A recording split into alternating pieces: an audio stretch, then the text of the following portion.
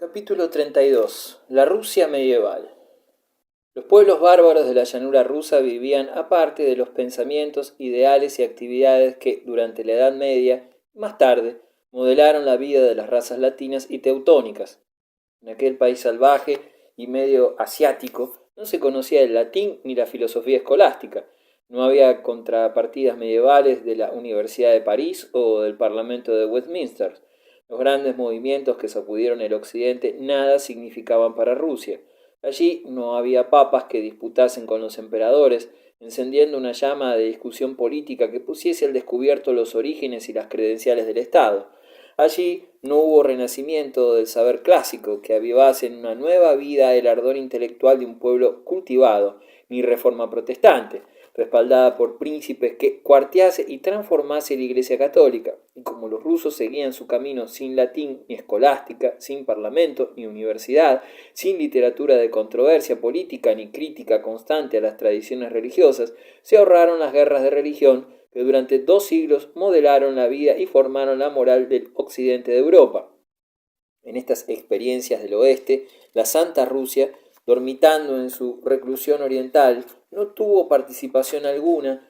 La geografía ofrece en parte explicación de ello. El inmenso e inclemente país, alternativamente abrazado por el sol de verano o sepultado bajo un sudario de nieve ártica, constituía un mundo que se bastaba a sí mismo, poco atrayente para los demás. La naturaleza inhospitalaria imponía allí una tarea tan vigorosa que dejaba pocas energías sobrantes para los refinamientos de un tipo superior de organización social.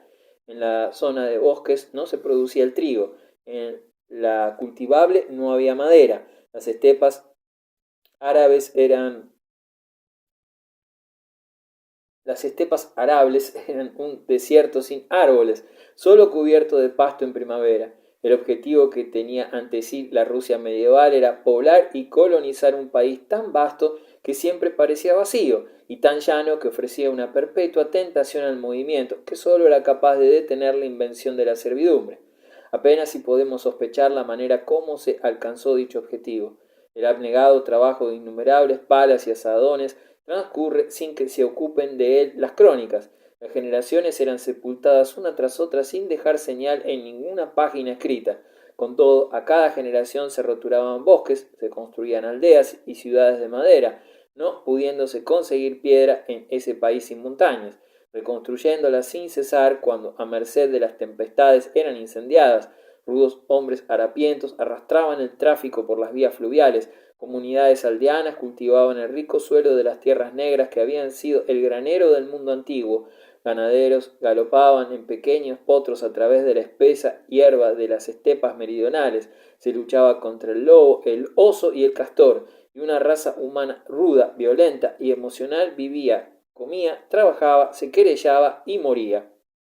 El alba de la historia de Rusia rompió en las playas de Euxino. Allí existían una cadena de colonias griegas, Olbia, Quersoneso, Panticpeón, etc., y en ella florecía una activa vida de comercio y arte que había hecho mucho por la cultura de las tribus escíticas del interior. Pero aquella brillante civilización que dejó monumentos de su alta calidad durante 8 centurias, desde el 400 antes de Jesucristo al 400 de nuestra era, fue borrada por las oleadas sucesivas de las invasiones bárbaras. Después de que los sármatas y los ávaros, los godos y los hunos hicieron lo peor y marcharon hacia occidente, ¿quién hubiera sospechado que en las arruinadas ciudades de la costa del Euxino se había recitado a Homero y se había declamado a Demóstenes por muchos griegos y probablemente también por escitas? El contacto del rudo norte con la literatura y el arte clásico se interrumpió bruscamente y jamás se renovó. Los rusos actuales, pues, no deben a esas antiguas colonias griegas del Euxino, sino un tesoro de piezas de museo. Las influencias que organizaron por primera vez un estado rudimentario entre los eslavos rusos no fueron griegas, sino escandinavas, y su zona de operación no era la costa del mar, sino las grandes vías fluviales que ponen en relación el Báltico con el Euxino. Parece que allí los mercaderes germánicos, ya durante el siglo I, habían establecido sus estaciones, y allí, después de sinuosas correrías desde el sur de Rusia al Danubio y del Danubio a los Cárpatos, el núcleo principal de los eslavos orientales se reunió durante el siglo VIII y se dedicó a explotar los productos del bosque. La verdadera historia de Rusia comienza en el momento en que los estados-ciudades de Neva y el Dnieper, amenazadas en su tráfico por los nómadas turcos, a la vez que paralizadas por disensiones interiores, llamaron a un cuerpo de bien armados guerreros suecos para recoger sus tributos y defender sus caravanas. La aparición de Rurik y de sus nómadas normandos o ruotsi, como le llamaron los finlandeses, en 862 fue decisiva. Los ríos y lagos del Báltico al Mar del Norte cayeron bajo el control de aquella valerosa raza de soldados mercaderes. Se establecieron en Novgorod y en Kiev, desarrollaron un comercio extensivo de esclavos, organizaron flotas, ejércitos y principados y, precipitándose de sus empalizadas, lanzaron 6 ataques a Constantinopla e intentaron la conquista de Bulgaria. Los pasivos eslavos del oeste se contentaron con llamarse Rus, del nombre de aquellos útiles auxiliares que convoyaban sus caravanas hasta más abajo de las 7 cataratas del Dnieper inferior, permitiéndoles dar al mercado su miel y sus pieles, y que tuvieron la osadía de atacar al emperador en su capital y de arrancar concesiones comerciales de Constantinopla con la punta de la espada. De los ruotsi o varegos, los eslavos aprendieron los elementos de la vida política y gracias a ellos se introdujo la suavizadora disciplina de una religión de Estado. La conversión de Rusia al cristianismo se realizó, según parece, por un monstruo de crueldad y de concupiscencia que Vladimiro 980-1015 fuese un fratricida que sostenía 3.500 concubinas, no ha impedido su canonización como santo. Todos los pecados fueron perdonados al hombre que hizo de Kiev una ciudad cristiana y de los rusos un pueblo obediente a los ritos cristianos.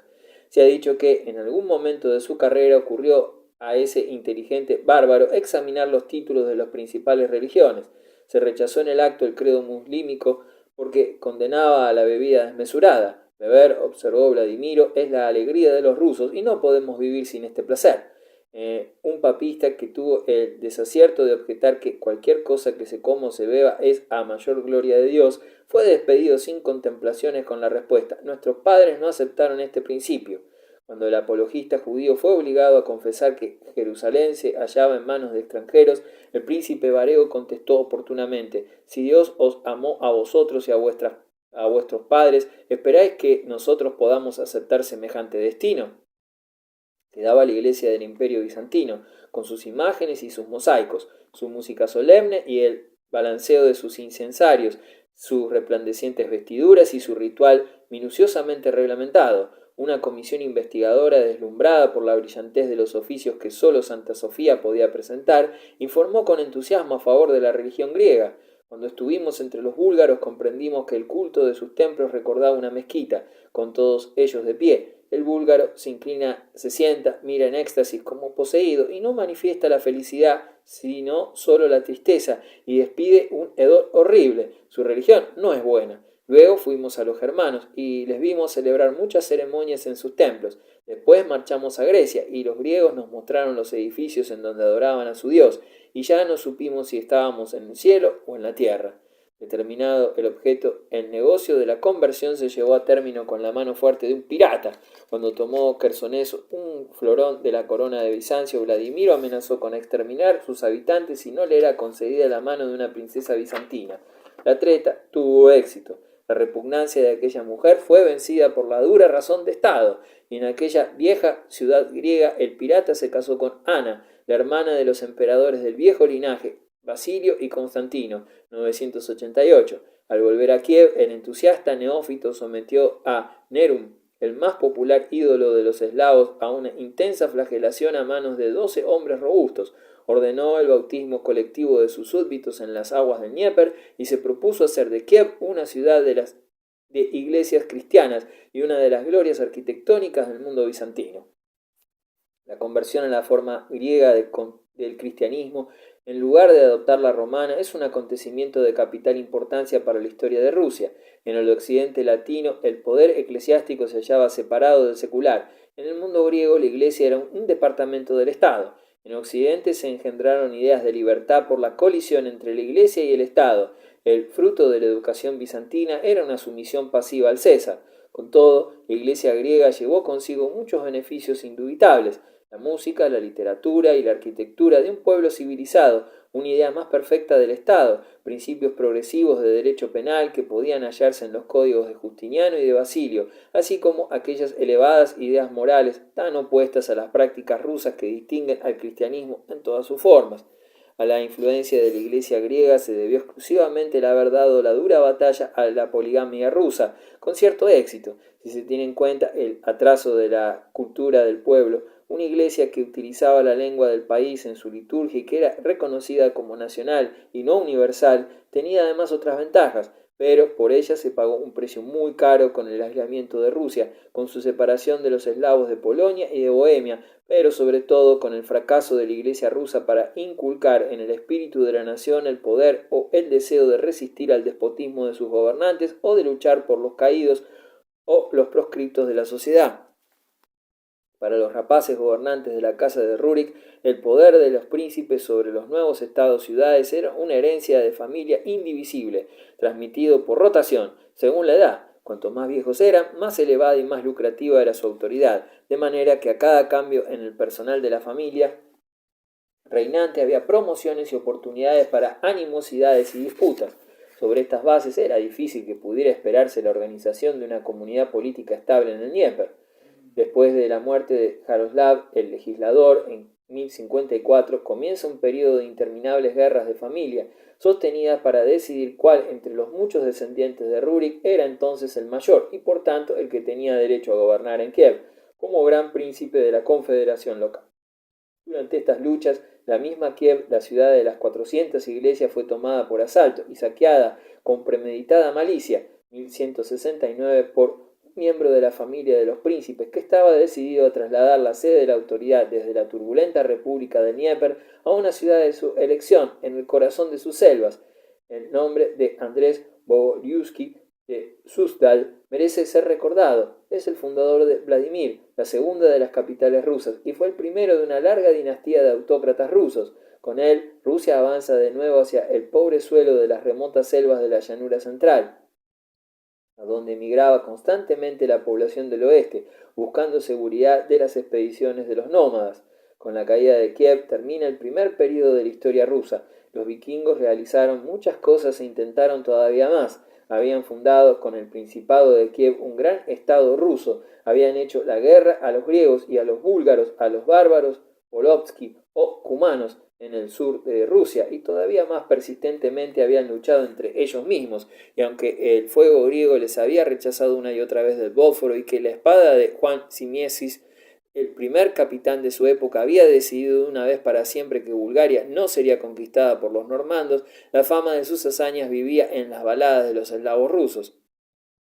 Un pasaje de la historia de los ejércitos de Igor, 1185, puede tomarse como simbólico de la época en que las bandas guerreras, los bucaneros y los barqueros vareos dominaban las vías fluviales de Rusia y en que Kiev era la reina de las ciudades rusas. Mi propio hermano, mi propia y vasta luz, oh Igor, somos los dos hijos de Vyatoslav. Hermano, ensilla tus rápidos corceles, que los míos están ya preparados de antemano en Kursk, y mis hombres de Kursk son luchadores expertos, criados entre las trompetas, mecidos entre los cascos, que han crecido entre las hojas de las espadas. Bien conocidos de ellos son los caminos, les son familiares las barrancas, sus arzones son sólidos, su carcaj dispuesto, sus sables abusados, galopan como lobos grises en el campo, ganado, honor para ellos y gloria para su príncipe. A diferencia de los normandos, los varegos del Dnieper nunca se convirtieron en terratenientes, sino que hasta el fin continuaron siendo guerreros y comerciantes, recaudadores de tributos y traficantes de esclavos, persiguiendo su fortuna en la tierra y en el agua. Mientras la fortaleza de la casa de Rurik se derrochaba en las luchas internas de una legión de principados hostiles, Rusia era invadida por los tártaros. Pocas catástrofes en la historia han abrumado en tal magnitud y con efectos tan duraderos a un país joven y luchador. Los tártaros no eran una orden disciplinada de bárbaros, sino un contingente de 500.000 de jinetes ligeros, bien adiestrados, que representaban un imperio que en vida de Gengis Khan, su creador, se extendió desde la Manchuria al Cáucaso, a costa de más de 18 millones de vidas. No ha habido otro imperio que haya ocupado parte mayor de la superficie terrestre que el de Gengis. ni cuyo triunfo haya producido mayores sufrimientos. Ningún otro ejército ha invadido jamás Europa que pueda compararse en número y en pericia con la caballería de Batú, el nieto de Genghis y sobrino y lugarteniente del gran Khan Ogotai, quien en 1222 sucedió en el trono a su padre.